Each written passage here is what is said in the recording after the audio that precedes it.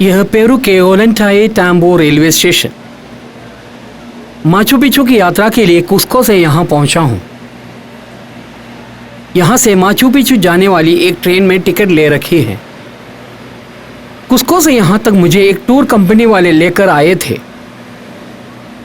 मैं अभी स्टेशन में घूमकर नज़ारों को अपने कैमरे में उतार रहा हूँ। मेरी यात्रा इस ट्रेन में नहीं है। इसके जाने के बाद इसी ट्रैक पर एक दूसरी ट्रेन आएगी। उस ट्रेन में है मेरी यात्रा। ट्रेन में चढ़ने के इंतज़ार में पर्यटक यहाँ खड़े हैं। टिकट पर कोच नंबर और सीट नंबर लिखे होते हैं। टिकट और पासपोर्ट की मिलान करके देखने के बाद ही यात्रियों को ट्रेन में चढ़ने की अनुमति दी जाती है। माचू पिच्चू का दौरा करने वालों के संख्या आदि में कुछ सख्त नियंत्रण रखे हुए हैं। ट्रेन में लोग अभी बैठने नहीं लगे हैं। इसके जाने के बाद 6 बजे की अगली ट्रेन में मुझे माचू पिच्चू जाना है।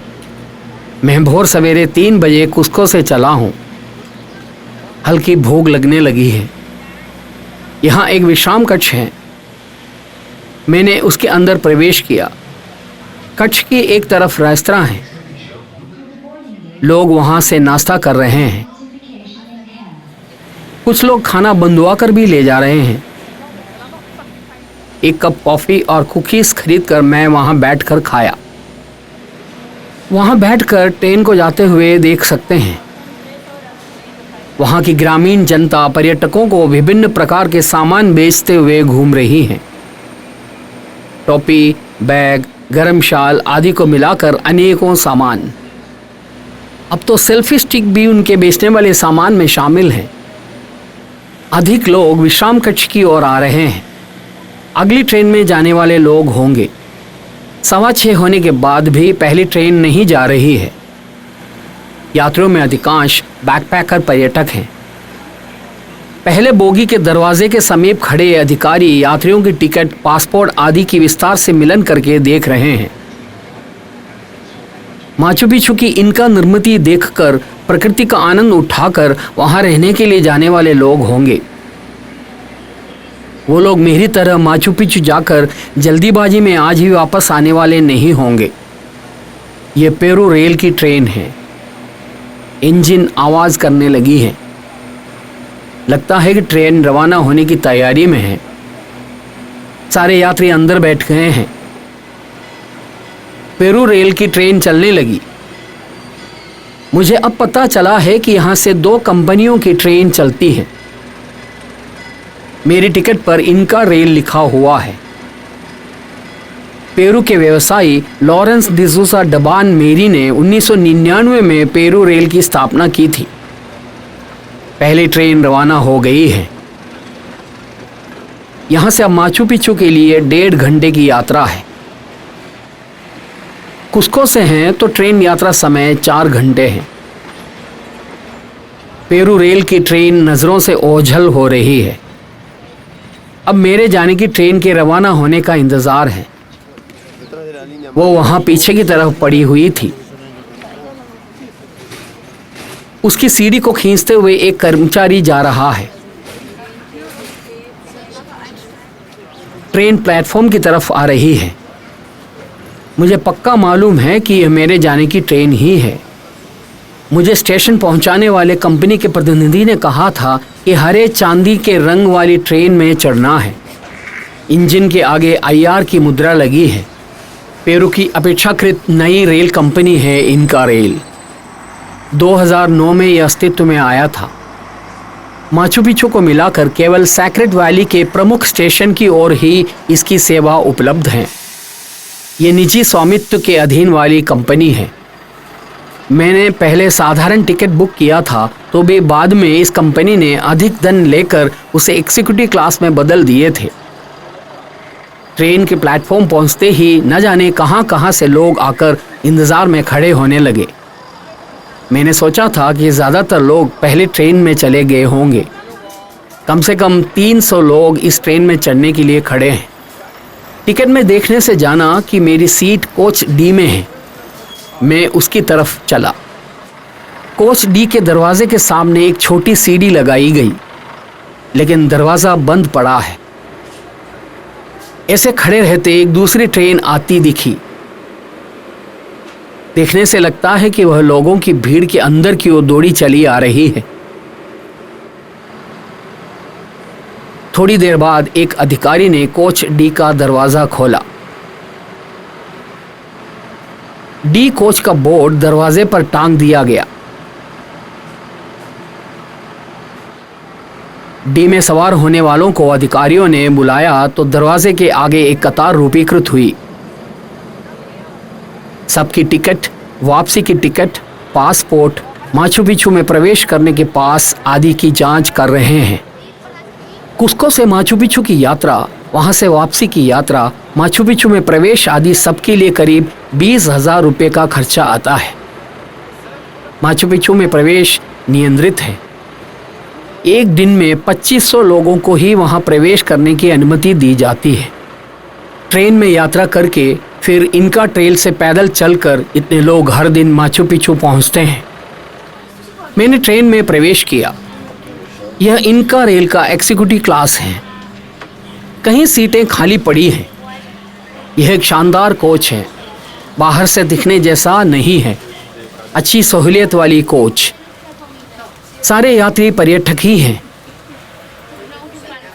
टिकट की जांच करने वाले और ट्रेन के परिचारक ये ही लोग हैं। यहाँ से माचू पिचू के लिए अनेकों ट्रेन हैं।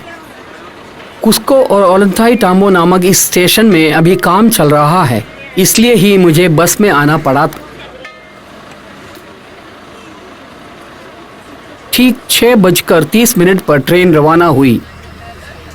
सारी सीटें भरी हुई नहीं हैं। मैं इस प्रतीक्षा के साथ बैठा हूँ कि सीक्रेट वैली से होकर ट्रेन के जाते समय बदल बदल के सीटों पर बैठकर नज़ारों को कैमरे में समेट सकूंगा। ओलंथाई-टाम्बो स्टेशन पीछे छूट गया। अभी उरवाम्बा नदी के किनारे से ट्रेन जा रही है। ओलंथाई-टाम्बो और माचू पिचू उरवाम्बा नदी के किनारे स्थित हैं। इन गांवों के विशुद्ध तराई से बहने वाली विशुद्ध नदी है उरवाम्बा। इस यात्रा के दौरान माचू पिचू पहुंचने तक वह नदी दिखाई देगी। खेतीहर जमीन पर नए होटल आदि बन रहे हैं। माचू पिचू के नजदीक होना ही है उसका कारण। ओलंथाई-टाम्बो के बाहरी क्षेत्र में अनेकों छोटे गांव स्थित हैं। गांव के ऊपर धूप छा रही है। छोटे मकान, उनके चारों ओर खेतीहर जमीन। उरवाम्बा नदी के दोनों किनारों पर खेतीहर जमीन है। वो बड़े पैमाने पर खेती करने वाली जमीन नहीं है। इस प्रदेश की मुख्य खेती मक्की है।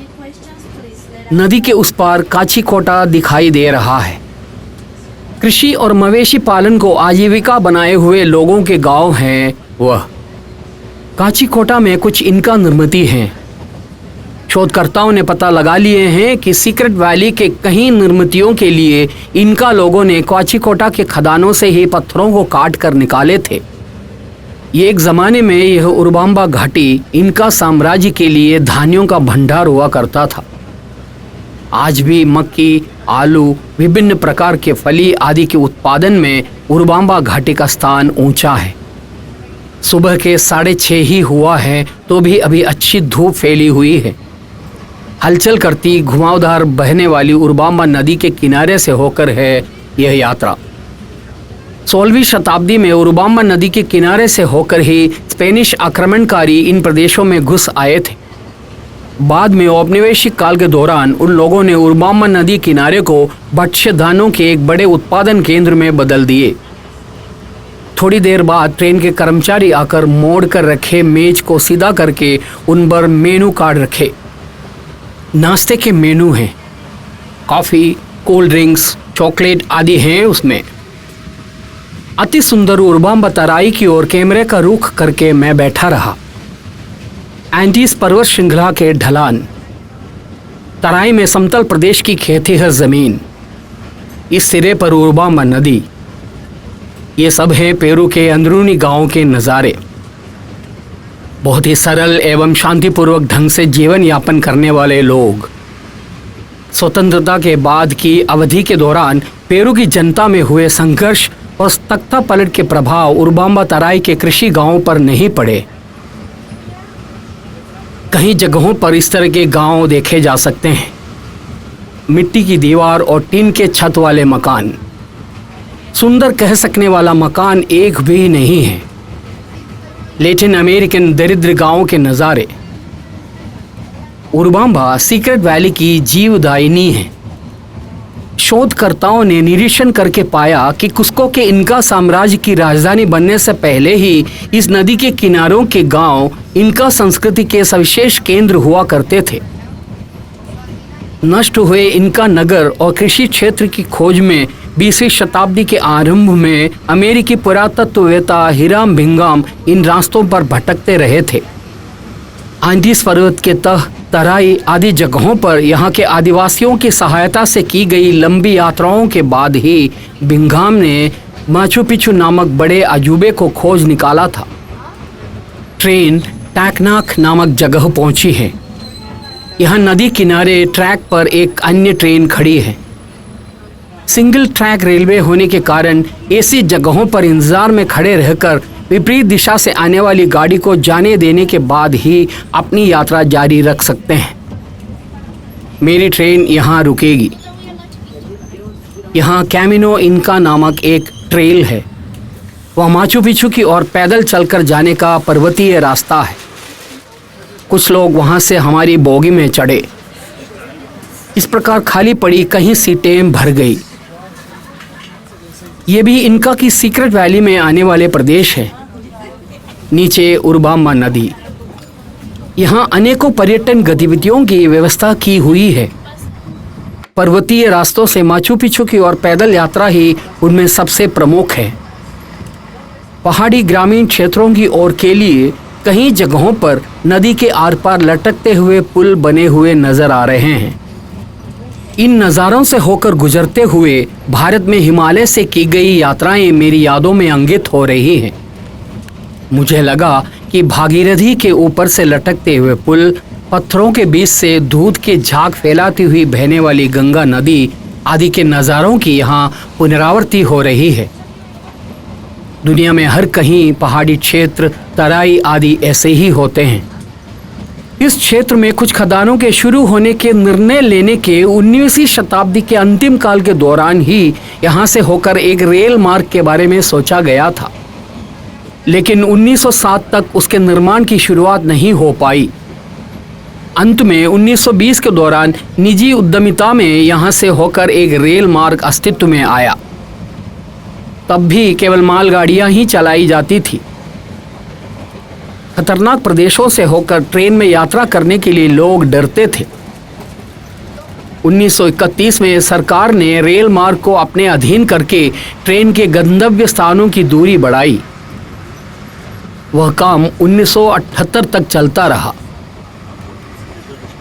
नदी के उस पार के ऊंचे टीलों पर खेतीहर जमीन और अलग थलग मकान नजर आ रहे हैं। ऊंचाई में अलग अलग खंडों में बंटे हुए खेत। इनका के 6 शताब्दी पहले की निर्मिति है। वह टेरेस फार्मिंग नामक कृषि रीति में इनका निपुण थे। प्रत्येक खंड में आवश्यक मात्रा में पानी पहुंचाने की व्यवस्था करना भी उसी निपुणता का भाग था। अभी इस प्रकार शांत भाव से बह रही है तो भी बरसात के मौसम में संहार रुद्रा बन जाने वाली नदी है उरबांबा। ट्रेन बोगी का अंदरूनी भाग बहुत सुंदर है। बहुत ही आरामदायक सीट की व्यवस्था कर रखी है। मीटर गेज रेल होने की वजह से ट्रेन डोलती हुई आगे की ओर दौड़ रही है। थोड़ा और आगे जाने पर ट्रॉपिकल वन जैसे प्रदेश में पहुंच जाते हैं। हमारे देश में पश्चिम घाट के किसी जंगली झरने के किनारे से होकर जाने जैसा अनुभव है। वह पश्चिम घाट के ही समान भू प्रदेश, वहाँ के जैसे पेड़ पौधे, स्वच्छ जल को बहाती हुई उरबांबा। इस नदी को अपर उरबांबा और लोअर उरबांबा नाम से विभाजित कर रखा है। यह अपर उरबांबा है। एक अन्य स्टॉप पर गाड़ी रुकी। यहाँ काफी लोग उतर रहे हैं। यहाँ इंडिपाचा नामक कोई ऐतिहासिक अवशेष है। यहाँ नजदीक के ही किसी प्रदेश में माचू पिचू की ओर की सबसे प्रमुख इनका ट्रेल भी शुरू होती है। चाम्बोडिलोस, वियंटोस विनाय वयाना आदि इनका के इतिहास से संबंध रखने वाले अनेकों नज़ारों की ओर यहाँ से जा सकते हैं। उन जगहों पर जाने वाले लोग यहाँ उतरे हैं। स्टॉप पर 5 मिनट के लिए भी ट्रेन नहीं रुकी। हमारे देश के पश्चिम घाट के ट्रॉपिकल वन जैसे प्रदेश से होकर ट्रेन जा रही है।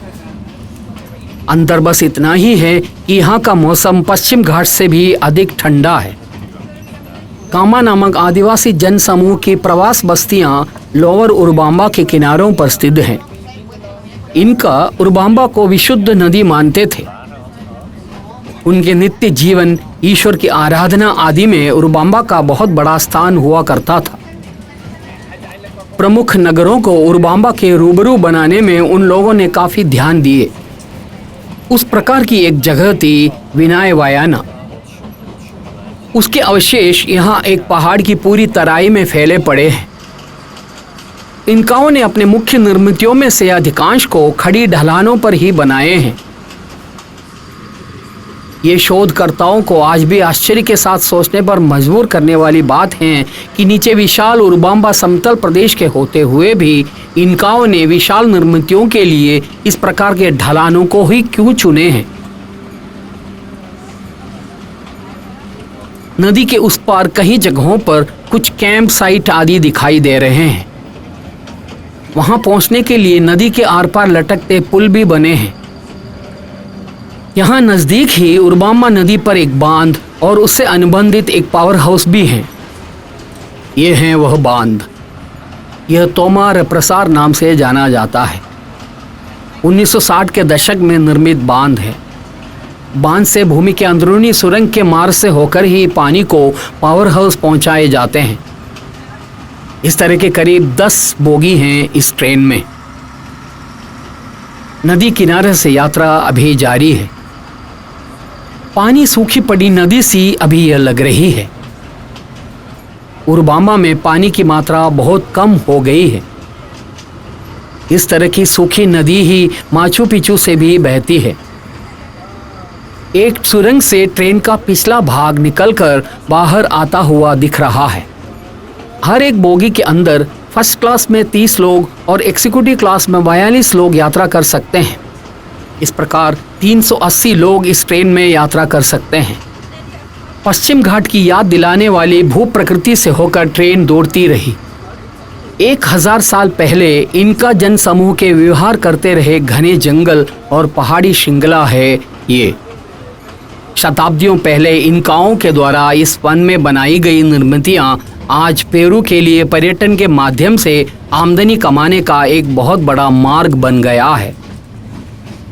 इस प्रकार ट्रेन के माध्यम से या पैदल ही पर्यटक माचू पिचू पहुंचते हैं। कुस्को जैसे नगरों से सड़क मार्ग से पहुंचना बहुत मुश्किल होता है। पहाड़ी ढलानों पर बनी टेढ़ी मेढ़ी कच्ची सड़क से होकर पूरे एक दिन की यात्रा है वह। यदि यह रेलवे मार्ग नहीं है तो पर्यटकों के लिए इस ओर के प्रवाह ही बंद हो जाएगा। Train Machu Picchu railway station पहुंच गई है। यह न सोचना कि माचू पिचू के ऐतिहासिक अवशेष यहीं आसपास कहीं हैं। वह एक पहाड़ की चोटी पर है। स्टेशन पहाड़ की तराई में स्थित है। यहाँ से अब पहाड़ चढ़कर ही वास्तविक माचू पिचू पहुँचना होगा। माचू पिचू एक बड़ा पर्यटन क्षेत्र बना तो उससे अनुबंधित बड़ा हुआ एक शहर है यहाँ। इस शहर का स्पेनिश नाम अगुआस कैलिंटस है। ट्रेन स्टेशन पर रुकी। इस रूट का अंतिम स्टेशन यही है। मैं भी बाहर निकला। अनेकों ट्रेन के यहाँ आने और यहाँ से वापस जाने की सुविधाओं वाला स्टेशन है यह। पहले कुस्को नगर से ट्रेन सेवा उपलब्ध थी, लेकिन अब बीच के कुछ स्टेशनों की ओर है सर्विस। मैं स्टेशन से बाहर निकला। टूर कंपनी वालों ने बता रखा है कि बाहर मेरे इंतजार में कोई खड़ा होगा। बाहर बहुत भीड़ है। मैं उनके बीच से मेरे इंतजार में खड़े बंदे को ढूंढते हुए घूम रहा हूँ। सैकड़ों पर्यटक। हर ट्रेन के पहुंचने पर पर्यटकों का एक बड़ा दल उसमें से निकलते हैं। मेरा गाइड नहीं दिख रहा है। मैं इस उधेड़बुन से बाहर निकल रहा हूँ कि अब क्या किया जाए। इस आशा के साथ मैं बाहर निकला हूँ कि मेरे इंतजार में यहाँ कोई खड़ा मिलेगा।